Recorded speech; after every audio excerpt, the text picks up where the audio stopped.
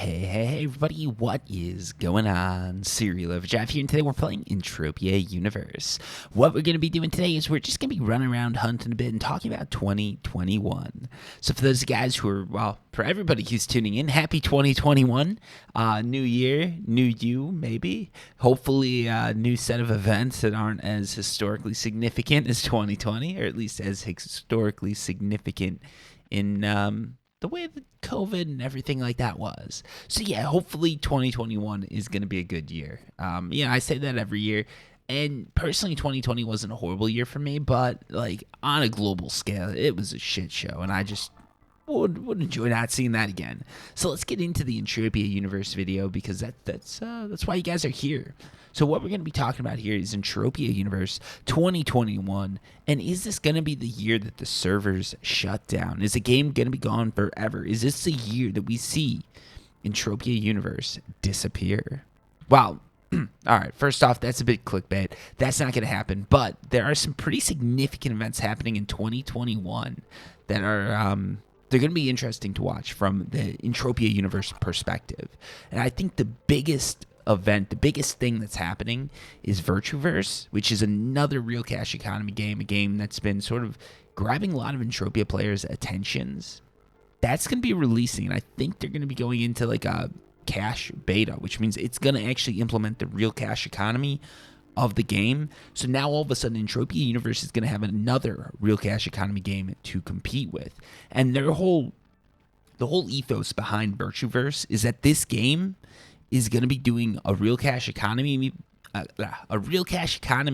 but from a more like $5 a month, $10 a month perspective. So from what I've heard, the goal of Virtuverse is basically to make a game where the more time you put in doesn't mean the more money you spend, right? And I don't know how they're going to do the balancing. I don't know exactly how this works. Maybe there's going to be like level caps and stuff like that. But they're going more for the traditional MMO where you can sort of loot cool items and stuff like that, but you're never going to get a Hoff, like a Hall of Fame Hoff in Virtuverse. So like you're never going to see this. You're not going to be the dude who loots $33,000 of shit in Virtuverse because there's no one. That's just not a thing. But at the same time, you're not going to be the dude who loses $33,000 in Virtuverse because, there are people like that. There's people that play Entropia Universe that are looking at 5-figure, maybe even 6-figure losses some years. And it's years, right? That's not over the whole game. That's like some years there's people that lose that much, and that's a crazy amount. So Virtuverse is trying to sort of get on that and, come up with a game that's a little bit more for everybody, I guess. And it's going to be interesting to see just how that works because that's going to be a huge competition for Entropia Universe. And I think this is the first time they've had competition in quite a few years. So the last time I remember anything really competing with Entropia Universe, by the way, we're hunting some hoglos here, so these are some big bad mobs. I should give that a little bit of precedence there because that's sort of cool. These things used to just destroy me all the time, and I can finally, thanks to Drakil and his nice little shop that he's got, I can finally take these things on and maybe get some good loot. So yeah, we're taking on hoglos tonight or today or whatever you're watching this year. Yeah, so basically Virtuverse is going to be the big competition that's coming along. And I think that's going to be a pretty big threat to Entropia Universe because a lot of the Ubers, like the players who are really big into the game, who have like thousands, tens of thousands, hundreds of thousands, there's people like that, even millions, there's people like that, of dollars invested in Entropia Universe, they're not going to be leaving because they've got so much here that it's just like, it's a sticky game for them, right? It's a game that they're not really... They're not able, but like they're just not going to leave, right? Like a player like me, right? I've got probably 5-6K of deeds and stuff like that in Entropia Universe. If I wanted to be this character that I'm playing here in Virtuverse, I don't know how much it would cost, but if it's going to cost me the same amount, I probably won't switch because I just don't want to put money into a new game like that, and I don't want to like, you know what I mean? Like I just like my play style. I don't want to sacrifice it. But the thing is, if they come through and they make a game where it's more about time than money, now all of a sudden I could switch over, play the game, maybe throw in $5, $10, and I'm one of those players who's a little sticky. Like I'm probably gonna stay in Entropia universe for the most part, but the more money you have invested, or not invested, the more money you have in Entropia universe, the more you've deposited to get your skills and everything like that, the less likely you are to jump. But as more and more people go, eventually just people start to jump because that's the only thing they can do, right? Like their friends are moving, the people I play with are moving. In my case, it would be like if all my subscribers are playing Virtueverse, I'm not going to be playing Entropia Universe anymore because part of the enjoyment I get from Entropia Universe, and I don't think this is a secret to anyone, is that I get to make these videos, talk with you guys, interact with you guys in the comments. Like, of the YouTubers out there, I'd argue that I'm probably one of the few who actually interacts with people at the level that I do, like for my size. Okay, obviously if you're a million sub YouTuber, the fact that you interact with anyone at all is pretty impressive, because at 10,000 subs or whatever I'm at right now, it does, like, some days I'll just be like, I don't know if I can answer all these. We're just gonna like and heart a few, read them, and that's it, right? But like at a million, that's just unimaginable. That's like an unsurmountable amount of comments that you're getting daily. So I understand that, but for my size, and people even smaller than me, because I've noticed this, right? Like a lot of people in Entropia Universe, they're like they've got their YouTube channels and stuff like that, but you can't like jump into a Discord and talk to them, or you can't you can't comment on their channels and get a comment back. Like I've left comments on people's channels, and so, a lot of them will give me like a like, maybe they'll give me like that love button, but that's about it. Like no one ever comments back, and it's like, oh, come on, throw it back a little bit. I mean, some do, right? Like I'm not throwing shade here. I really don't care, but sometimes I'll like ask a question, I don't get a response. I'm like, really? How come? Like you get 10 views. Give me a response, please. I know I sound like I'm being demanding, and in reality, a lot of it's because of YouTube. Because sometimes this actually happens to me, so this is why it's such bullshit that I'm thinking this way. Because I want them to go back and check their videos. I'm like, I'm the only one that left a comment. You got to see it. But at the same time, I understand. Because here's what happens to me, right? Like I'll try and answer every comment I get. But YouTube has like a creator app and they've got a YouTube app. And those two things like don't always connect. So sometimes like a comment will be in one place but not in another. And if I just miss it, I miss it, and that sucks. Anyways, let's get back on topic, right? 2021.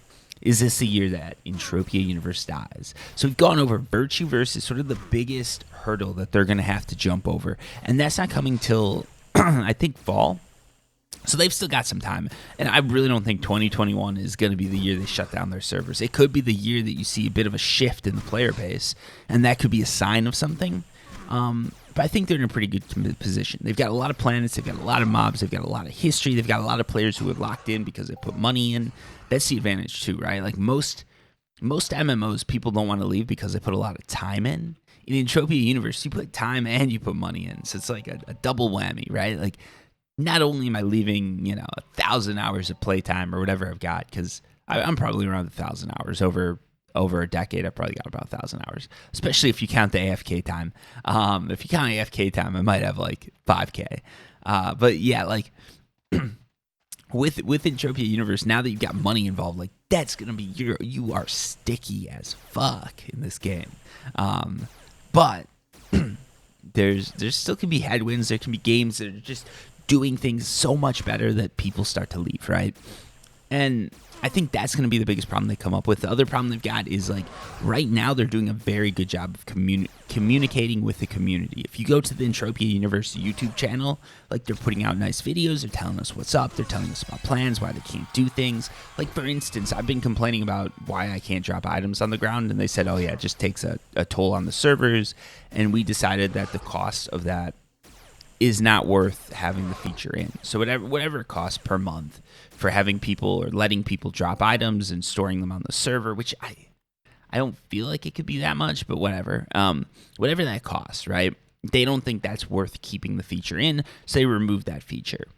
I can get it, right? Like, I know that there's like trade-offs you've got to make, and depending on how their database is and how much storage they've got and things like that, it can get tricky. And I'm guessing they've got a weird way of storing things, because it doesn't really make sense to me from a database perspective. Like, it should just be like one line for every item that's dropped. Even if there's like 10,000 items that's dropped, that should be pretty insignificant.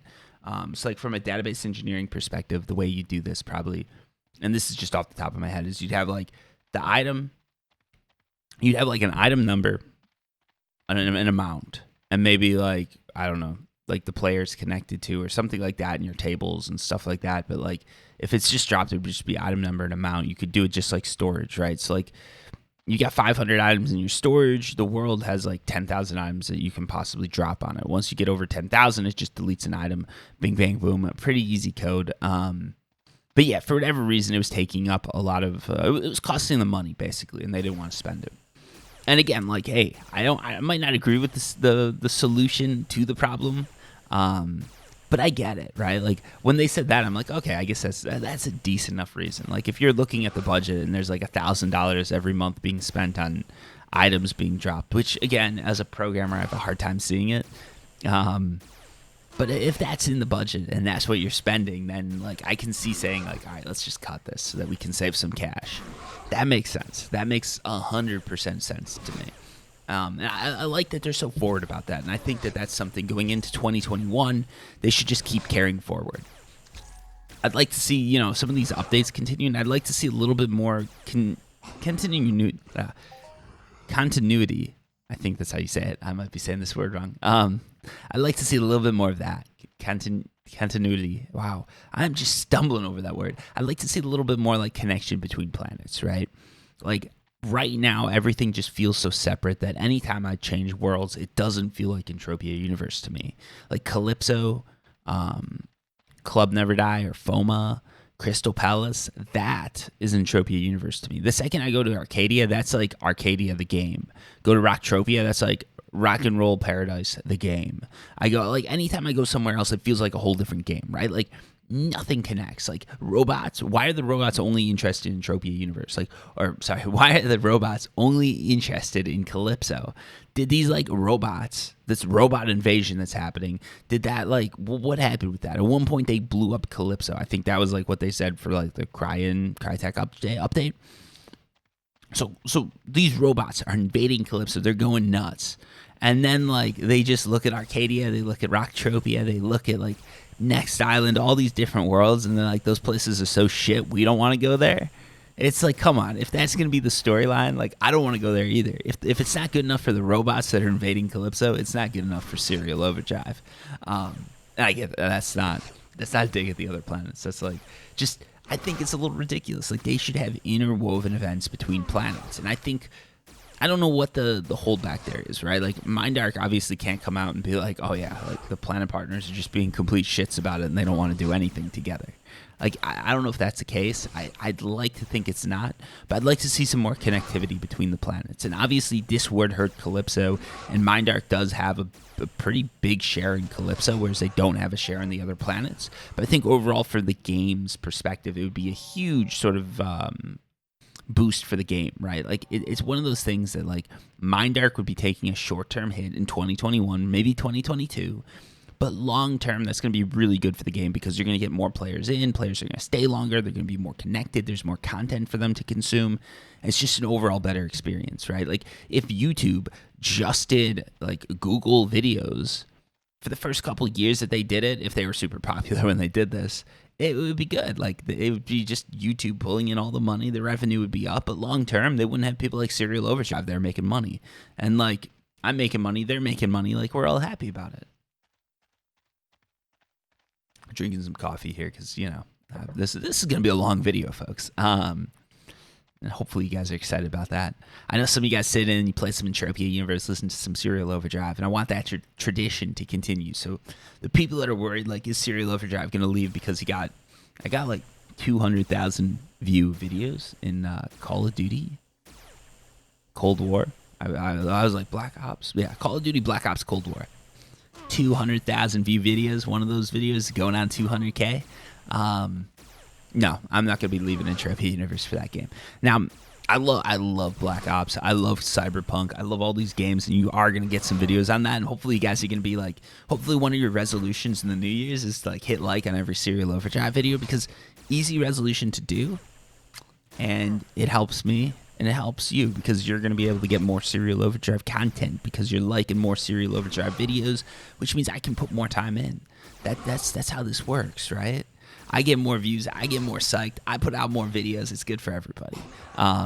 I don't know why. I just had to do that little segue there. But yeah, basically the way I'm thinking, and this loot is complete shit, by the way. The way I'm thinking is like Entropia Universe. If they could combine all the planets, it could connect us a little bit more, make us feel something a little bit more. It would be a huge boon for them, just because now, like stuff's just. Where was that fruit? We saw some fruit here, didn't we? I just saw some fruit drop, and now it's gone, isn't it? Okay, I saw some fruit. I did see it. I just don't know. I just don't know where it went. Whatever. We're not gonna upend this whole video just for some fruit. So yeah, like it could be a huge boon for Entropia Universe if they did this. And I feel like there would be some short-term pain because of that. And like for instance, Calypso land deeds are just going off right now. Like honestly, I think this is the highest I think I've ever seen it. Someone correct me if I'm wrong, but if you go to PD Flow Center, look at this right here. 104 PED payout. That is insane. 97, 98, 104. That is ridiculous. That is a crazy payout. So that means Entropia Universe is actually doing better than ever before. So when I said is Entropia Universe shutting down the servers in 2021, like, come on. That's clickbait. There's no way that's going to be happening. And I don't even know if I made that the title. Hopefully I get it off and I'm not going to make that the title of the video. Or we come up with something better when we're talking here. But yeah, like they've got so much potential right here. They've got a bit of a cash runway. I'd like to see them take advantage of some of these opportunities that they've got. Just like internally looking at it from my perspective, I've seen certain opportunities that I think they really sort of dropped the ball on, right? Like there's certain things that they could have done in 2020 to really just take control of the pandemic. I saw them make the right moves, put money into these places where they should be putting it in, and then halfway through they just dropped out and they lost like they lost the lead. And that's part of the problem that I've seen with Entropia Universe. Like they'll get something going, they'll get people psyched about it. It's a problem I have with the YouTube, right? Like, but I'm doing this as a hobby. This is my hobby, right? So like, if I'm playing a game, it's getting some views, it's getting some traction, and then I don't like it that much, or I move to a different game, like I just move to a different game. That's that. Like that's what we're doing now. Sorry. And like, you know, like Entropia Universe, you know, right now there's other videos I've got, other games I've got that are doing better, but I'm still doing Entropia Universe because I like to do it, and that's because it's a game. Or not a game. That's because it's a hobby for me, right? Like, do what I want, have fun with it, enjoy it. It's a hobby. MindArc is a company. They should be going after the money, trying to make all the right decisions. And there's definitely been some sort of drop balls that I'm seeing, right? Like, they're doing good. They're getting traction, even with their ads, right? Like, they're getting ads going. They're sponsoring content. They sponsored my content in 2020, which is awesome. But then, like, they sort of, like, once everything starts picking up, once they start getting more users, they tend to just think like, all right, we're good, but they don't try to like push it home, right? So like if you follow YouTube, right, like the time you want to be sponsoring content is literally usually like I don't know, I'd say like October, November, December. Like those are the 3 big months that you want your content out there because there's a lot of people at home. It's winter. Everybody's staying in right now. This year you've got COVID. Like people aren't traveling for the holidays, but they got time off. You can really take advantage of that. Hit that home with a few good placed ads, a few good placed like deals. And in my opinion, like that's one of the places that they sort of like didn't come through because early on, I was seeing all this Entropia Universe stuff, like in March, right? And probably like March, April, May, like sort of around that time period, maybe like June, July. There was a lot of like Entropia Universe stuff coming out. There were some really big people making some really big videos about it. And I think a good part of that is because of like the sponsorships that they've been doing. It had nothing to do with me, don't get me wrong. Like this had nothing to do with me, but they were sponsoring some like bigger creators and stuff like that. And then end of the year, I think they sort of stopped doing that. I think that was a big mistake because I think they could have brought a lot more players in. Obviously, I don't know what the analytics are. I can just look on my end and see what some of my videos are doing, and I know like there's a good number of people that my videos have brought into Entropia Universe, and I don't have like 100,000 view Entropia Universe videos, do I? Like my highest Entropia Universe video is like 70,000 views, which significant, right? That's pretty good. But if you look at my channel, I've got other videos that have way more. So like when there's a creator putting out like a 200,000 view Entropia Universe video, that's pretty significant, and that's something that you should like keep pushing, keep sort of working with them to create more of that. And some of that I saw was like just, I don't know if it was like team changes or just like budget focus issues, but like they just sort of, there were a few times where it was like I see like a creator do an Entropia Universe video or heard of someone who's like sponsored, and then the video just never came out, or like something fell apart, and it's like, oh come on, like that was gonna be so good. And I'm excited for this stuff because I want to see the game grow, right? Like I understand, and again, maybe this is just a difference of opinions, or maybe this is actually a difference of goals. They could be doing like the Airbnb sort of strategy. So for those of you guys that don't know, one of the big things in tech, there's this strategy of being second best. Nobody will like. There's a strategy of like, we're not going to be the best. We're going to be the second best, and no matter what, we want to be second best. So the idea behind this is, if you're doing something in this gray area, right? Like Airbnb, nobody really like knows. Like, is it okay to be like renting out places without a hotel license? If you don't have a team of lawyers, if you don't have billions of dollars, the best place you can be is second. Because if you decide like, hey, I'm going to take on Airbnb, let's say you're doing good, you compete with Airbnb, you get ahead of them, and then the lawsuits come in, you're going to be that lightning rod. So all of a sudden Airbnb's happy about that, right? Like they're still worth billions of dollars. Your company just skyrocketed in value, but now you've got all this heat from the feds. And what you've got to do now is raise money to fund your legal fees. And a lot of people won't give you like startup funding for that. Airbnb, on the other hand, has like a nice bit of lawyers just sitting around waiting for these things to come in, waiting to fight them.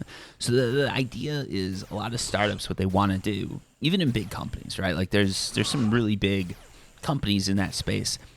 And if it's not their main business, what they do is they say, hey, we don't want to spend the legal budget on this. So what we're going to do is sit in second place. We're not going to try and outdo Airbnb. We're just going to try and do sort of a little bit worse than them. And then, once Airbnb gets done with all these legal battles, once they've sort of expended a lot of money just to fight all this stuff off, once it's been decided, then we go in. Then we compete with them.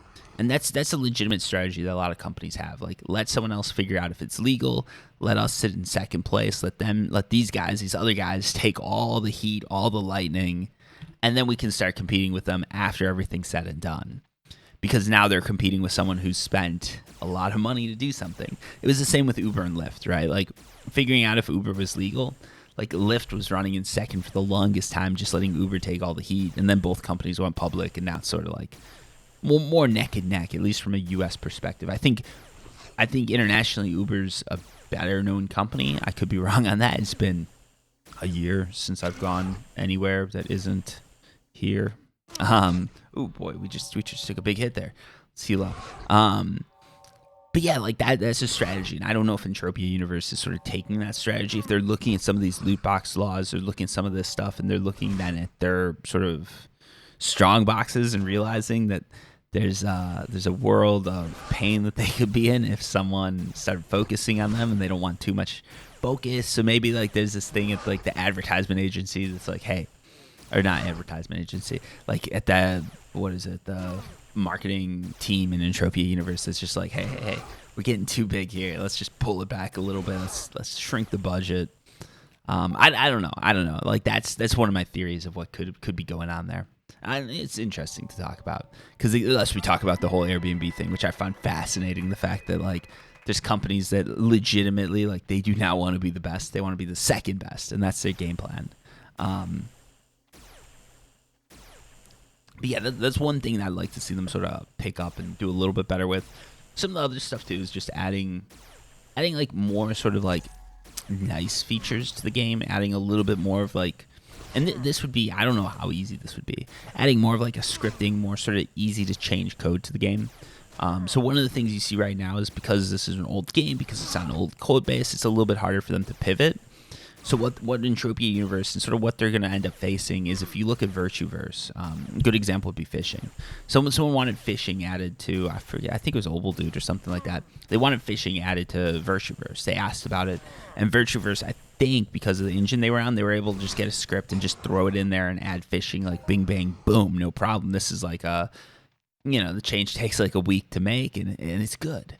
And the communities love that, because all of a sudden it's like, oh, they're listening to community.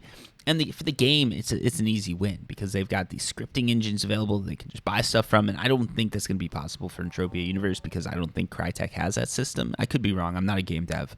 Like, full disclosure, not a game developer. I have no idea what I'm talking about here.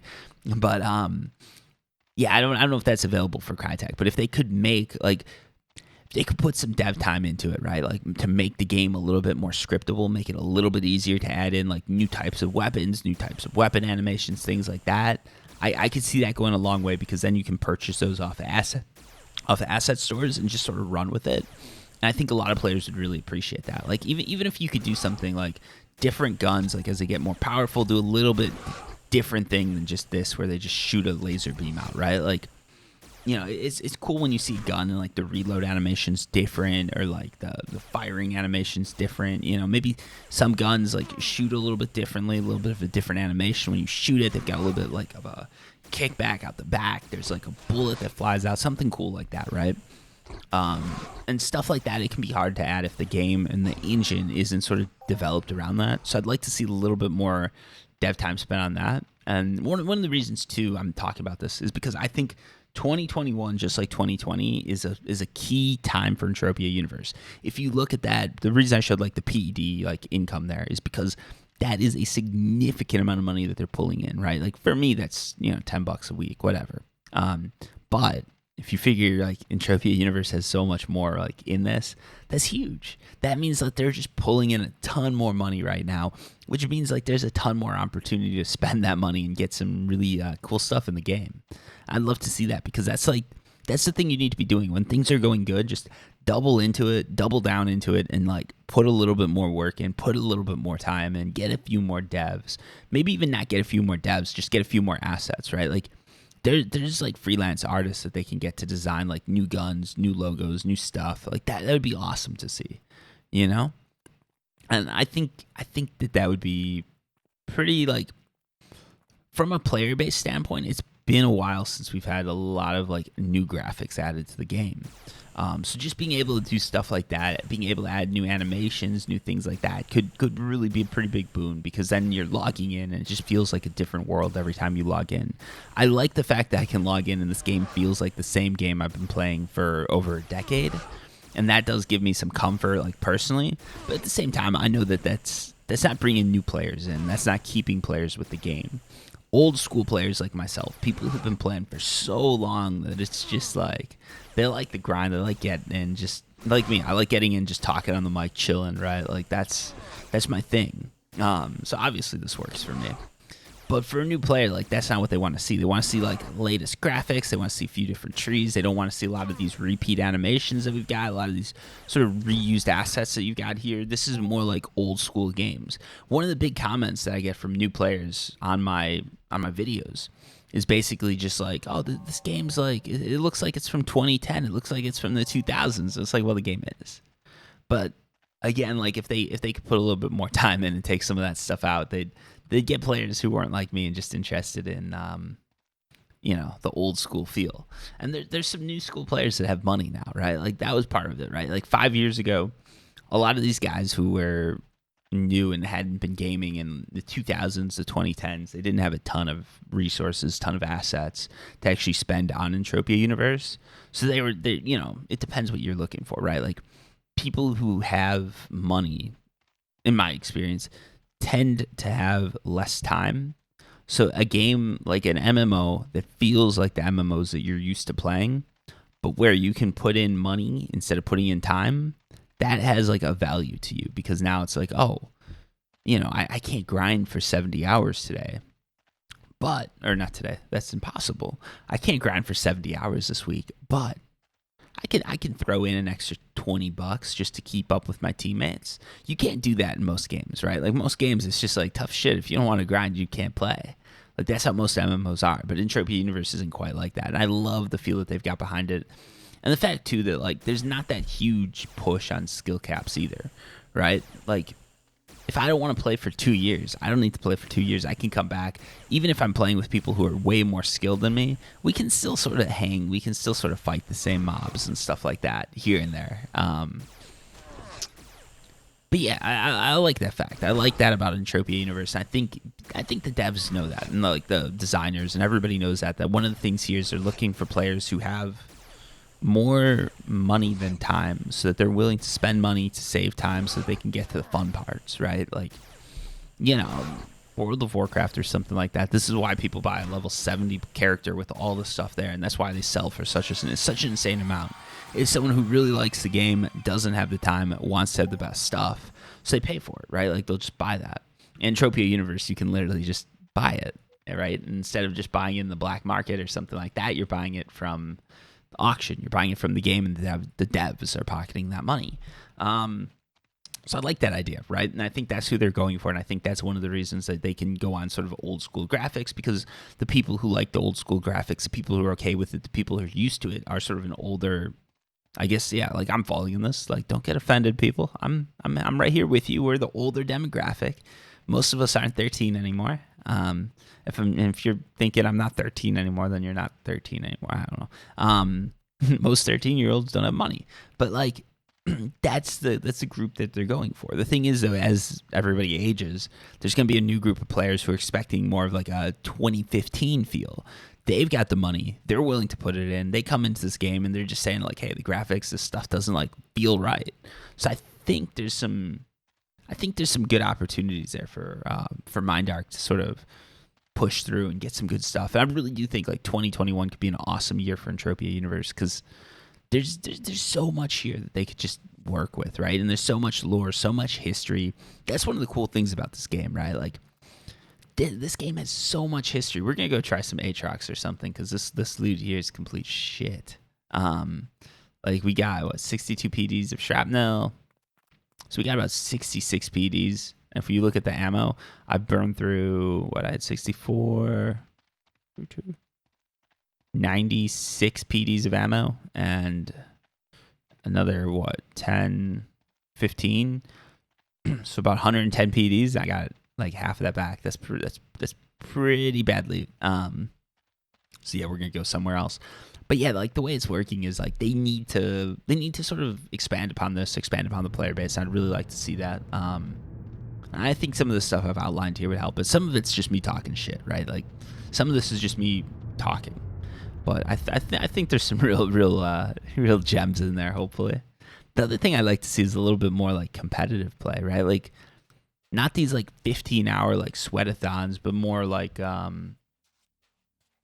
don't know, something where you can compete, like who can do the most damage, who can do this, who can do that, like a little bit more like lore, sort of like based around players or something like that, I guess.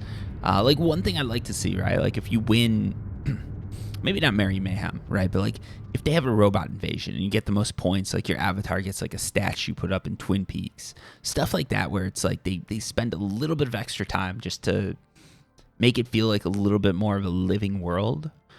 So a lot of games now, they have these like events where like players can sort of control what happens. And I understand like that's very hard to do. That's very expensive to do. But what they could do is sort of like have invasions, right? Like, let's say Fort Fury is being invaded by I don't know, Aatrox, or here we're gonna say Jura Plateau. That's where I'm going for this hunt for some Aatrox, right? They get invaded by Aatrox. They need to be fended off by the players. Players collect tokens. Player with the most tokens, end of it, can use those tokens to buy stuff like always. But in addition to that, they get a statue put up, right? Like, this is just a normal teleporter. There's nothing special here. But the player that fends it off can get their statue put up, like a gold statue of that player with their gun, like bending off an Aatrox or something like that. I don't think that would be that hard for them to do from a developmental point. But that would get them so much credit from like a player standpoint, because now it's like a living, breathing game. There's like a history there, and there's things that can be talked about. Like, one of the things people do like is this game has so much lore. Like, you've got Club Never Die being bought by Never Die right before like a hurricane took out his internet. He made like that famous like just bid on it, like just buy out like 100K, just throwing it down like, I'm gonna take it. And at the time, it was crazy, right? Like, nobody thought that would be a thing. They're like $100,000 for virtual nightclub, and then it works out, right? Like, things like that, moments in Entropia Universe history like that, they really should be cemented. Things like the Aatrox egg, things like that like just really big in-game events and things that people, like, everybody knows about. It'd be really cool if they could actually like cement those more in the lore. and just have a little bit more lore behind it. Like there's even if you go to my apartment, 18C and Treasure Island City, you can see like all sorts of like old logs and stuff like that from some of these old missions. You can see event tokens, event tickets, stuff like that that's like long gone, but like I'm preserving it because it's cool to see the history there. I'd like to see some of that from Entropia Universe where they're just trying to preserve the lore, because I think that could add a lot to it. Just have events, and I don't know. I think it would be cool. And yeah, that's actually about it. I think that last idea is sort of my best one, to be honest, because I could see myself playing a ton more if I thought, like, maybe I'll get a Serial Overdrive, like, statue. I've been trying to get them to do that, but no one wants to talk to me about it. That was one of my ideas. I'm like, all right, MindArc, this would be cool, like Serial Overdrive T-shirts. But I guess that's not gonna be a thing. But I always thought that would be awesome, right? Like, you get this. What do we have? Get a T-shirt like this black T-shirt. You can upload like your logo to it. And I get that that's hard, right? Like, it costs money anytime you upload. But like, if they did it with me, that would be cool. Or if they gave me the ability to design something like that, right? Like they say, hey, if you want to pay us X amount of dollars, you can upload your logo to our server. Make it a significant amount so players won't just do it. And then you can sell like a shirt with your logo in our shops. I'd love to be able to do that, or in your shop, right? Like that would be so awesome if I could make. I'd pay so much money for that. If I could take like this shirt, like a normal shirt, put a Serial Overdrive logo on it, and then sell it in a shop, I'd buy a shop just to do that. Like that would be so awesome to be able to do. And I can see a lot of cool stuff coming out of that. And I'd love to see stuff like that. Obviously I'm not Mr. Beast. I'm not Ninja. This isn't going to be like an Among Us thing where I don't know what they paid. 50,000. No, 500,000, 250. They paid a lot of money. Like they paid life-changing amounts of money to get their characters in Among Us. I think it was a charity thing, which is cool on them. But yeah, I'm not going to be doing anything like that. But I'd love to see that option where I could do some stuff like that, put in some more custom stuff, and really, I don't know, like there's a lot of ways that they could have players grow the game, and they could have players do a majority of the work as far as lore and things like that, and just still get it into the game, which I think would be cool to see. A lot of games don't do that. I get that. But I think for Entropia Universe, because it's a small dev team, it's even more important, right? Like, when you've got a small dev team, when you've got a small team of players working on stuff, it's really, like, so huge if you can just use the community to grow. And I think that would help. So yeah, that's all I've got to talk about on that topic. What else do we have? 2021 changes, maybe changes to Serial Overdrive, because I think that's something some of you guys are interested. Like, what's going on with the channel in 2021? And I still want to keep hunting, so we're just gonna keep this video going, because that's how this works. That's how it works when you make YouTube videos. You don't have a stopping point. You don't have an ending point. You just talk until you're done. I might have some water.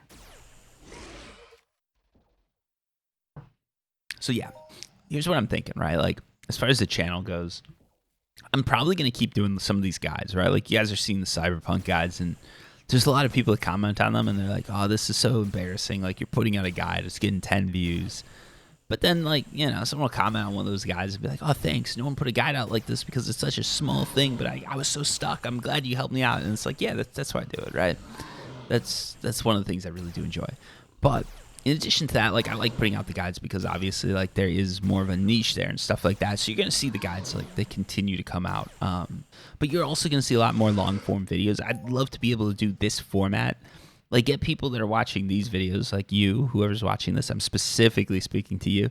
I'd like to get you guys to, like, start watching some of the other longer form videos I do. If I do it in, like, Warframe, Call of Duty, like, Cyberpunk, we can just talk about stuff like this where it doesn't necessarily focus on a game, the game's sort of a background, and just get a few different games in there, because I think that sort of cross-pollination is actually really, well, it's really good for me. Like, I'm not going to lie. Like, that's awesome for a creator to have. But I think it's good for people too, right? Like, it introduces you guys to new games. I know there's some people who, like, they hate it because they're like, I started playing Rust and it's nothing like Entropia Universe, and that's true. It's nothing like Entropia Universe, but, like, come on now.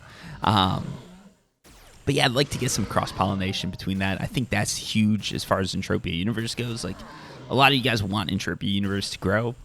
that's how you do it, right? Like you get me or someone like me, right? Playing Entropia Universe, but also playing other games. You get everybody into that long form content. You get it so that people can jump between games and they're still listening to me talk, and they're listening to these like more like podcasts, right? With the video game background noise being video game background noise. And if you get that, then what's going to happen is you're going to slowly get people more and more interested, and you'll get a lot of people just playing different games and stuff like that. And I think that's I think that would be pretty big for Entropia Universe. Obviously, that would be really good for me. Like, you know, there's people that always get mad at me. They're like, you're just trying to get us to work for you. And no, I'm not. But it would be cool if I could get some content out there that people enjoy watching, whether it's Entropia Universe or not, just because of the conversation, stuff like that we're having. So, you know, I'm going to try and go that way. Obviously, I don't know if it'll work or not, but just keep an eye out. If the video is a little bit longer and it's not like how to do this, if it's just like driving around in Cyberpunk, maybe you want to check it out, because I'm probably not just talking about Cyberpunk. We're probably just hanging out talking about whatever. More of like a Twitch stream than a how-to guide or anything like that, which is that's what these videos have been. For those of you guys wondering, I've been doing this since like before Twitch, and I just push them to YouTube because I like having the content around forever. One of the things that, like, I have a Twitch. I think my Twitch has like 500 followers, and a few of you guys that use your free Amazon subs there, which I appreciate. I haven't done anything with it for 3 months, but I really do appreciate the support. It's always welcome. But one of the things that I hate with Twitch is that the content isn't long lasting. Like, it just disappears. There's no one that's like going back to watching Twitch videos, and there's people that go back and watch my old Entropia Universe videos. And I love seeing that, because they'll comment and be like, oh my God, you've changed so much since then. Like, it's so crazy how like you were doing this, now you're doing this, or how this used to look and now it looks like this. And it's like, yeah, that's like, there's moments in history that are being preserved when you're recording videos like this. And with Twitch, that's all just lost. You know, it's cool because you've got that social interaction, but the fact that it's all lost is like, ugh, I hate that. And now the fact that they've got all these like banned words and, oh man, hold on, my voice is going here.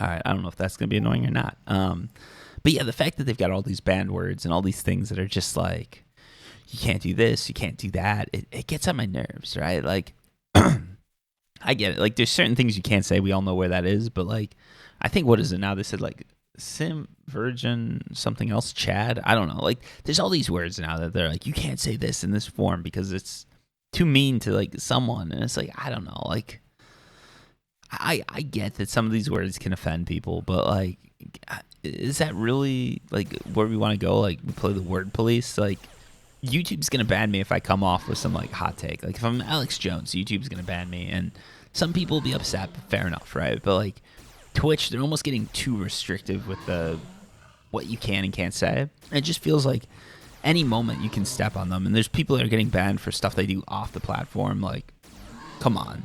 Like, that's sort of ridiculous, right? Like, nobody gets banned off of YouTube for something they did on, like, Twitter. But Twitch, that's completely normal. And the bans are all ridiculous, right? Like, what was it recently? There's, like, people were upset because I think it was, like, I think it was actually XQC got banned for, like, two gorillas, like, having some fun, right? He gets banned for that, but then, like, streamers will just, you know, you'll go full on naked, and that's, like, that's just a warning. It's like, come on now. How's that a warning? And then two gorillas having some fun is like a ban for him. Like, there's a lot of favoritism there. So it always felt like that's one of those things. Like, even if you're really good there, like, you just there's just a lot of sort of corruption going on. So that's why I sort of backed off the Twitch stuff. I mean, the people that work for Twitch, like, I know some developers and stuff like that work over there. Like, they're all really good people, like really cool people. I think the problem is, like, there's just this. They're still a new company. They're owned by Amazon, but Amazon doesn't really give a shit about Twitch. And I think one of the things is, like, that's the other thing, too. Like, Google and YouTube tie in very nicely together. Like, Google does ads, YouTube serves ads. Really nice connection right there.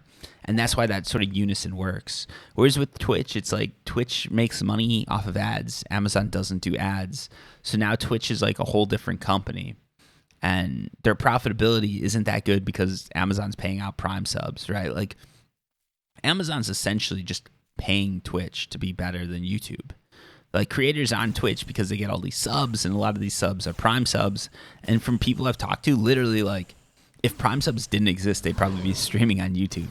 So all Twitch is like one like Jeff Bezos decision away from becoming like a platform nobody wants to work on, right?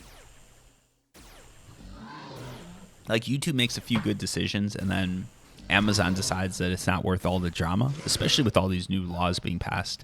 Like Amazon doesn't want to be connected with a bunch of people that get arrested for, having copyright problems and fighting with the music industry. And Twitch has made a lot of missteps that are making that happen. And Amazon actually does have a team inside of Amazon that works with the music industry, but they're not connected to Twitch. That's the other thing that's crazy, right?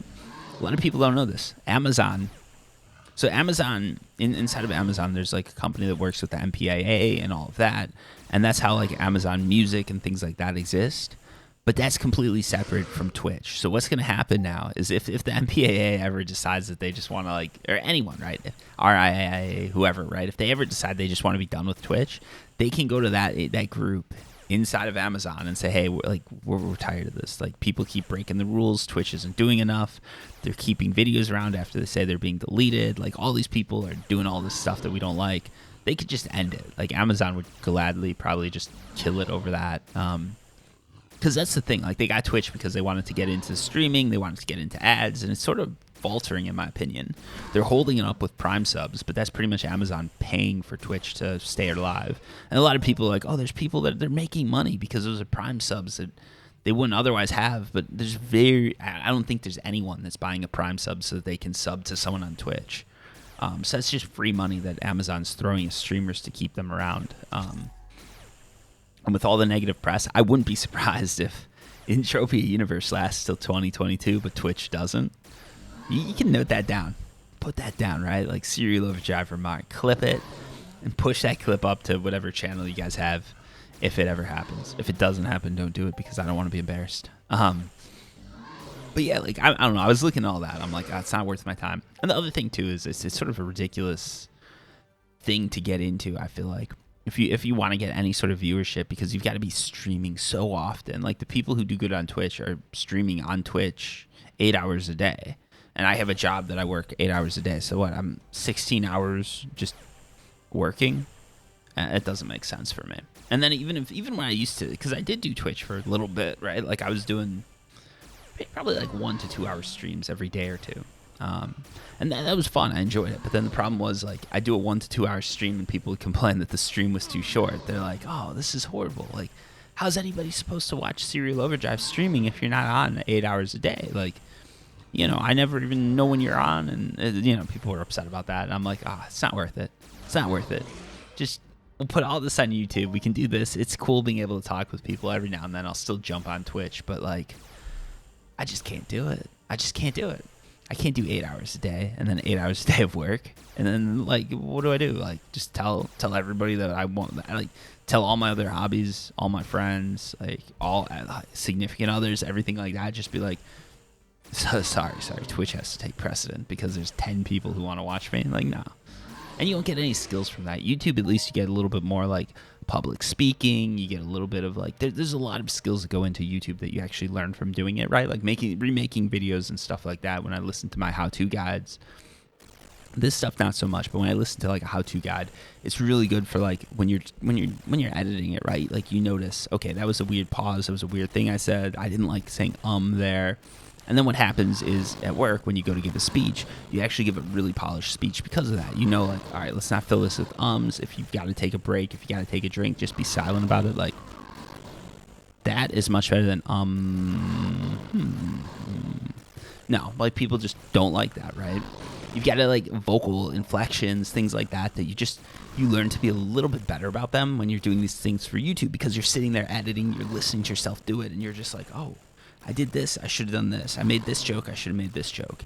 But with Twitch, a lot of it, like, if you're streaming for 8 hours a day, you're not listening to that stream for another 8 hours to make it perfect, right? Like, you got to keep iterating on yourself. And it's a great skill to have if you get big on Twitch. But if you don't, you're sort of left with a lot of skills that don't really matter, right? And a lot of people, too, they don't... The other thing is like there's no SEO on Twitch. It's literally just if you're the biggest person in that I don't know. There's a lot of things I think that are wrong with Twitch where if you go there and you're a big creator and you've got people watching you, it can be fun. Like when I went there and I've got, when there's like 10 of you guys hanging out, it's always a good time. It really is. I just don't do it as much because I feel like it's I don't know. I feel like it's supporting a platform that I don't really like that much. Which I know. It's like, a lot of people probably hate this. A lot of people are probably mad at me right now because they like Twitch. I love the idea behind it. I love the UI. I love all that stuff. I just don't like the whole ethos of like to compete with people. You've got to be doing it so much. I understand getting a schedule and like people needing to know when you are, but what I'd like to see is a little bit more long-term video storage. So then what can happen is you'd have a system like YouTube where you can get the Twitch live stream effect. But then afterwards, like people can still come back. They can still watch it. There can still be some sort of like chat going on, like a global chat around the video. And these things have like long-term SEO potential. People can go back and view it. And, the clips aspect is amazing. I love that part of it. But like I'd like to see a lot of that stuff just last longer because right now, from what I can see, a lot of people, like if you want any sort of longevity with Twitch, the only way to do it is literally go on Twitch and then move all those clips and all that stuff over to YouTube. Also with the copyright stuff, it's just YouTube has such a nice system. Like a couple years back, it was like I think I was on Entropia, right? Like I think it was a Madonna song accidentally played. Not accidentally played. It was played by Entropia on the radio. I don't think they have the license for it. It was probably done illegally. Who knows, right? But they played it. Then I pushed a video with that song playing in the background instead of getting like all this trouble and takedown requests and all that. Like all that happened was like Google or YouTube was just like, hey, you put the song in. Normally like I think they didn't even give me a strike. They're just like, because you put the song in, all the revenue goes to the person that made the song. And it's like, wow, that's a little bullshit. It's like a 30-minute video and you're taking all the revenue because of a 2-minute song that no one can even really hear. Like there's one part where I was silent and then you could hear it. It's like, come on. But at the same time, that makes a lot more sense than having to deal with the MPAA directly because 100 people heard the song, and having them try and sue me or anything like that, having them have to issue a takedown request. Google just does it automatically. They handle it all internally. It's easier for everybody, and everybody's happier that way. Whereas with Twitch, there's just all this back and forth and all this stuff that it's like they should have seen it coming. Like someone in the design team, even in the programming team, I'm sure like people knew this was coming and they just ignored it because it was easier to ignore than not, right? Like that's part of the problem I think that they've been having. A lot of the issues that they have is that they're ignoring things that are they're ignoring anything that's easy to ignore. And a lot of those are really big problems because there's a lot of very big problems that are very easy to ignore. So you ignore that because it's just easier on you. Like you just want to relax, have a good time. And then, I don't know. Then I think that's where a lot of this bullshit comes from. And that's also, I don't know, like the way they store videos.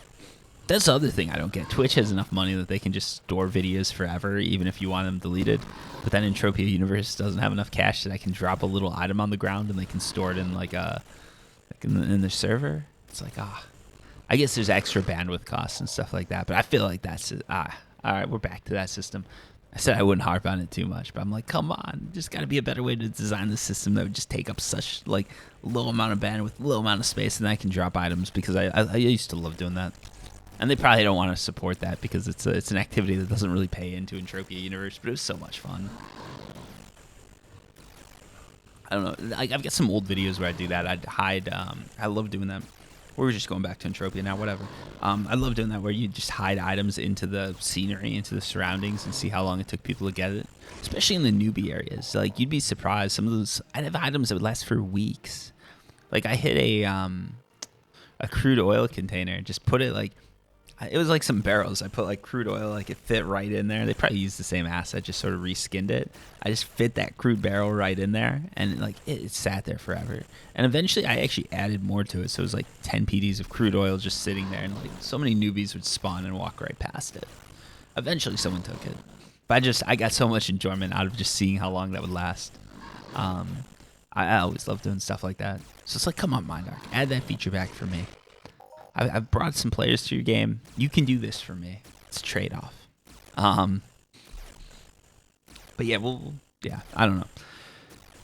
what do we do? So that's Twitch. I like the idea behind it, but I just don't like how they're implementing everything right now. And I think a lot of the ways that they're doing bans and stuff like that shows a lot of bias. And because I'm not a full-time streamer or anything like that, a lot of that bias would not be in my favor.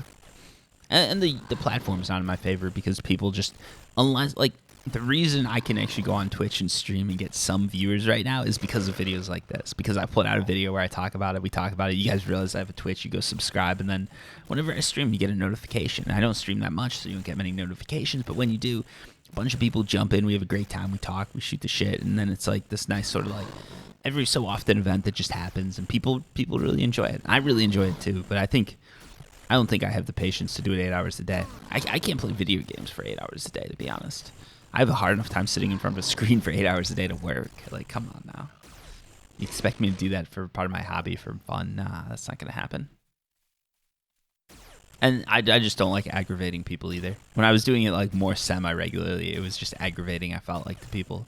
Whereas now it's a fun treat. Before it was aggravating, so I'm like, oh, this is perfect. We've got it.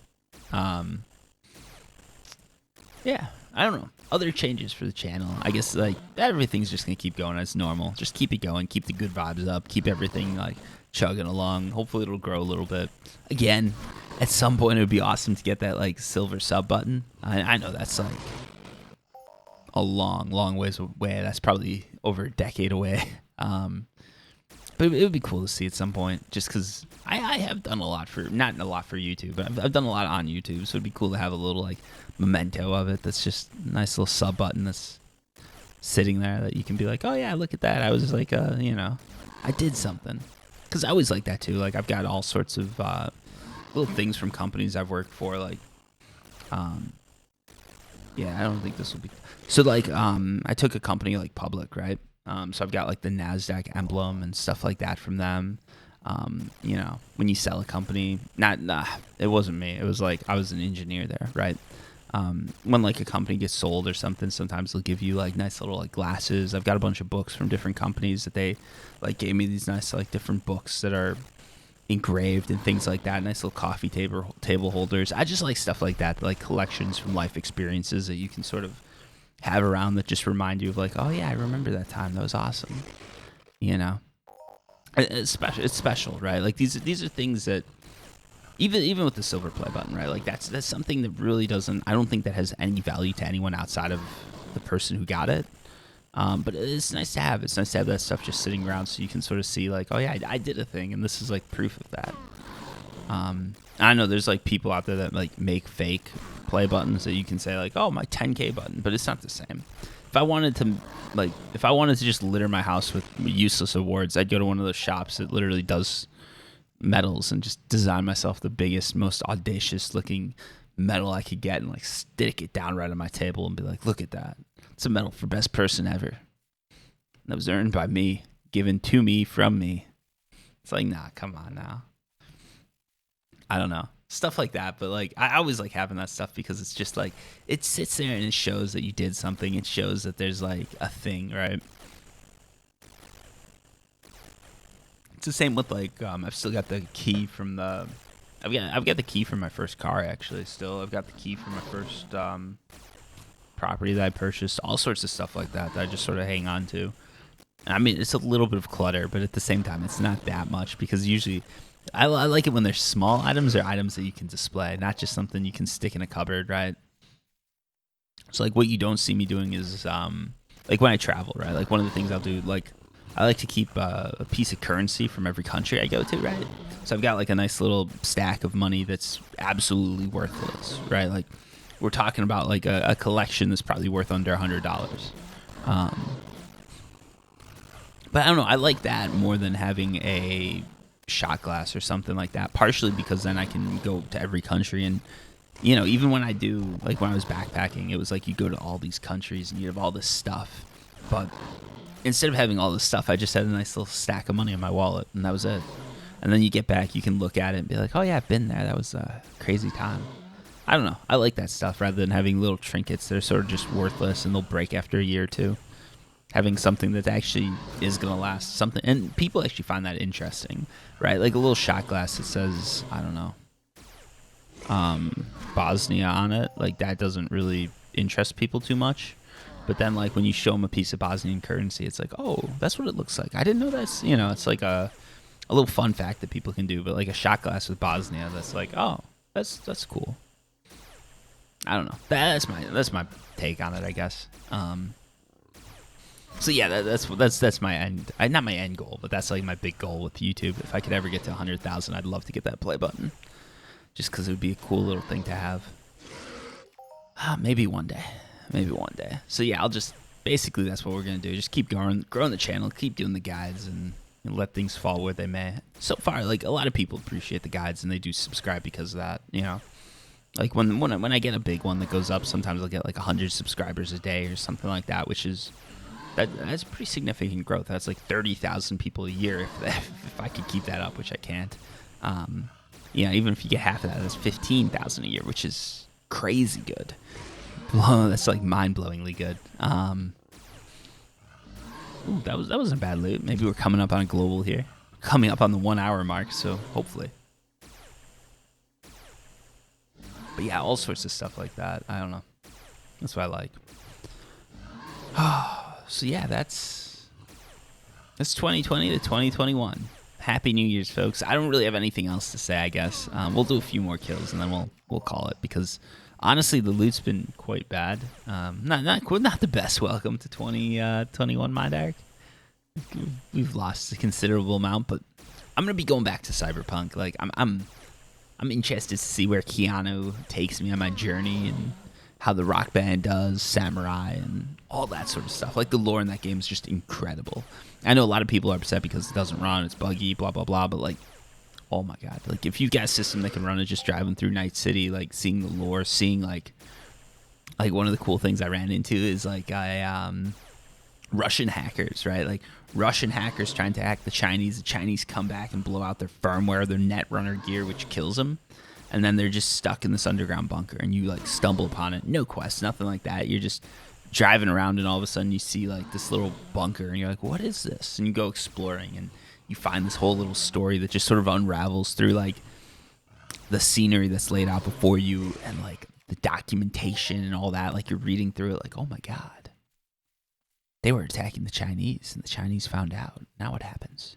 Oh, they blew out their net running gear? What does that mean? And then you go like a little bit deeper into the bunker, and there's like someone in the, like, you can see like these messages between someone, like the guy who blew out, that was like one of the guys who was, I think he was shot or something, right? Like, go a little bit deeper into the bunker, and then there's like this person's blown out, and you see their last message, and it's like, what's going on? Why aren't you responding? You've got to get me out of here. I need to be dumped in ice, otherwise I'm gonna blow out. And it's like, oh, they got to him. They got to him first, and then they overloaded her net running gear, and that's how this happened. And you see all this cool stuff like scattered around. It's like, oh man, there's like some sort of like geopolitical thing going on here. It's interesting. I like that. I like those like little stories and just discovering them. So even though I'm done with the storyline, it's still just driving around finding that stuff, and I'll probably share some of that stuff on the channel too, because I find that very cool. I want to make like a video where it's like top 10 cool sort of like hidden things I found, but I haven't found like 10 things I deem worthy yet. But I will make that because it's super cool. And then there's Call of Duty too. Like, they've got some new maps for Cold War, which I want to check out at some point. And I've got to get back to Rust, because I know they did some updates there that I'm sort of interested to see. It's like the build tree that makes it a little bit easier as a solo player. So yeah, there's just a lot of things I want to check out. And I don't think Warframe's come out with anything new. Someone correct me if I'm wrong, but I don't think Warframe's done anything like crazy new yet. So I'm still sort of like just putting that on the back burner, because there's just so many new games to play. But yeah, it's gonna be a good year. It's gonna be a good year. Anyways, that's my dog. So until next time, peace.